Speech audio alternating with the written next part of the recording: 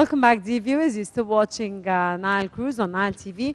And from a very special place here in Egypt, we bring you today's episode of Nile Cruise.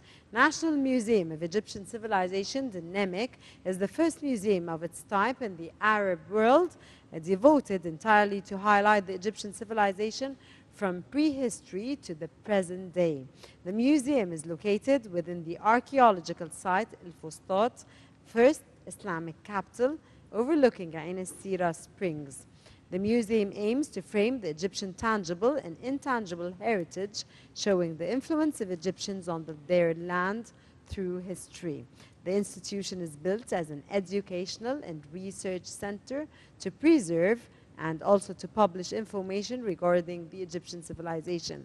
And to shed more light, dear viewers, on the significance of the multi-purpose entity, we are delighted to host Mr. Ahmed Ghoniem, the CEO of the NEMEC. Of course, it's a pleasure to have you with us today in today's episode of Nile Cruise, sir. And thank you so much for joining us. Thank you so much for giving us this wonderful opportunity. Pleasure to have you here. Thank you, sir. And let's start with the difference between a civilization museum and archaeological museum.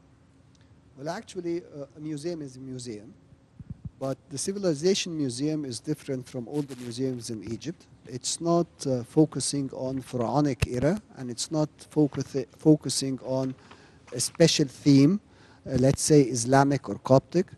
Yet it takes across the board and cross-cutting the history since before the history till now. So passing by pharaonic eras, passing by Roman era, passing by Coptic Muslim era, all the eras, and it touches upon, as said in the introduction, the tangible and the intangible kind of heritage that we have in Egypt. So that's what's different and unique as a museum.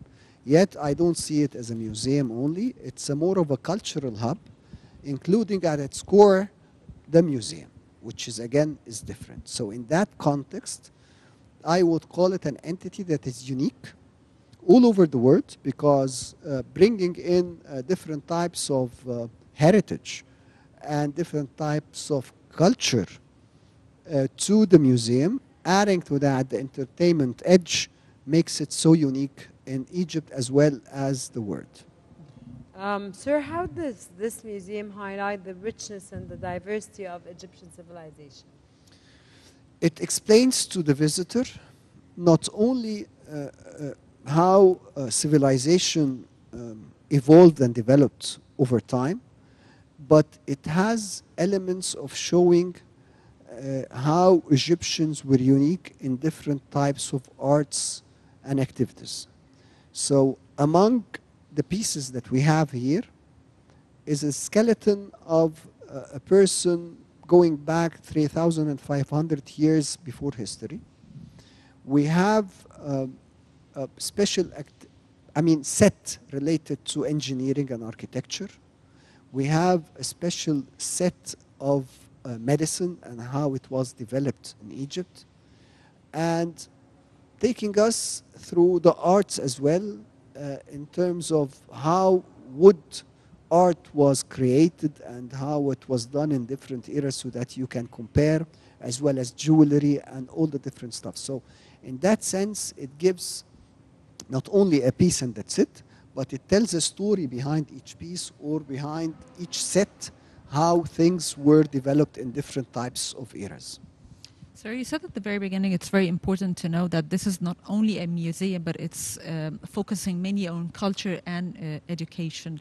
So every artifact or every thing is being displayed here has its own story.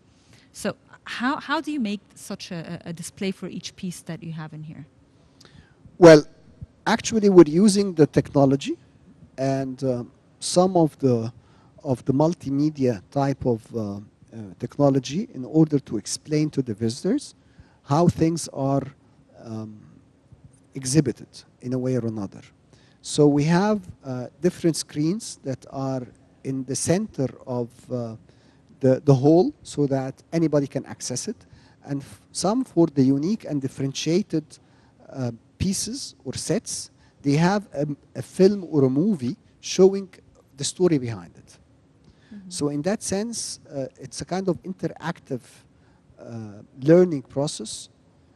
The educational aspect is a little bit different because we have special activities for kids where they see whatever they visit in the museum itself, and then they can replicate some of the stuff and see how they were done by themselves. And then we have the research element, where we have one of the most distinguished labs in the world, I would say in the world, because some of the pieces that we have in the labs are only available in the Louvre museums in Paris and Abu Dhabi. And so in that sense, we're very distinguished, whether on the research level, and adding to that, we have a team of people working only on research. So in that sense, you're combining the idea of a hub, whether it's educational for visitors or for the workers in the museums. Okay, sir, what is the significance of presenting and displaying this civilization to both the Egyptian citizens and the foreign visitors, which is our target, of course, because tourism is one of the main, of course, main issues when it comes to our economic stability here in Egypt. Well, and we need to work on tourism. Now, the idea is foreigners who, when they come to Cairo, then they will have more than one attraction. So that is the main idea, is that when they come, they don't only, as you used to be in the past, they go to only to the Tahrir Museum downtown, as well as the pyramids, and that's it. The idea is to create other places, attracting places for them. So now you have the Grand Museum, which is opening, and then to be distinguished from the Grand Museum, then you have the mummies here. And the idea again is not only the mummies, it's how you show the mummies. What's the story behind the mummies? How they are exhibited, and the scene that you come in the grave and see the tombs and see the coffins and things like that. So in that sense, it is distinguished. But adding to that, for the question on Egyptians, a lot of the Egyptians, we have to admit that we visit the museum only when we were in school. And then you stop unless you have a visitor coming from abroad, then you take him to the Tahrir Museum. Now, the idea is to bring back the cultural aspect to the Egyptian family. Most of us during the weekend have nothing to do except going to a mall or to the club. And at that sense, you get bored after a while and then you spend a lot of money. Now we're creating this venue where you can enjoy a day, adding to your culture, adding to your mind, and at the same time having some kind of entertainment by dining, by having lunch, by whatever different activities you have for you and the kids. Sir, this place comprises a theater, and it also comprises a cinema. Yes. And you have the restaurants, so you Yes. have everything in this place that's facilitates the concept of children coming and knowing more about their country, tourists coming and knowing more about Egypt. How were you able to make this a whole idea with this vision? Well, actually, I don't give the credit to myself. This vision but was you're created. the CEO. At the end of the day, this vision was created a long while ago, and in fact, but it's a wonderful vision. It's an excellent vision, and it's very unique, and that's why it's unique, but it's difficult to manage. Exactly. And in that sense, we have to admit that you cannot run all this place alone. And we have to subcontract to the private sector to take place of where, I'm an economist, so building on the comparative advantage, they're more able on managing whenever it comes to money and commercial aspects, then they're able to manage it better than us.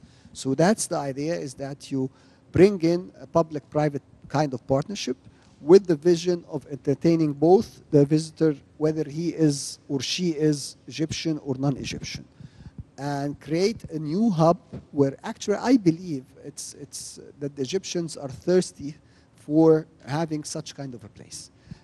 Taking into account the different social standards and the different types of Egyptians and what they like and what they don't like, All this is taken into account when it comes to this place.